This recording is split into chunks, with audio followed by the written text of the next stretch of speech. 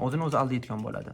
Qoidasi qanaqa, jamiyati qanaqa tuzilgan, strukturaga integratsiya qilolmaydigan, hamma menga qarsak olishni xohlayman. Hammaga salom.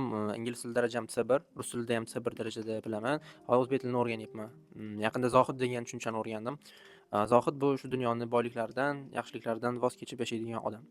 Status, sensual qoniqish, bu narsalar qo'lashga arzigulik emas deb biladigan odam. Sufiy kontekstda ko'p ulamolar kritika qilgan ekan zohidlikni. Navoiy, Rumiy nimaga?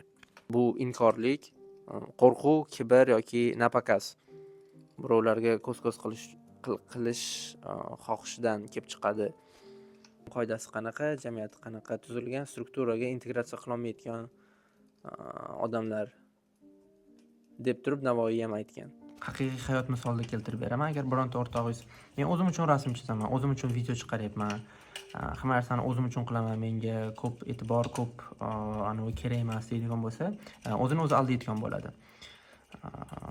Men masalan shu videoni hamma ko'rishni xohlayman, ko'proq e'tibor xohlayman. Shu kitobni o'qiyapman, o'zbek tilini o'rganyapman, rivojlanyapman. Shuni hamma bilib turib, hamma menga qarsak olishni xohlayman. Shu xohishdan voz kechganlarida kritika qilgan Rumiy, Navoiy, zohidlikni ham qo'shib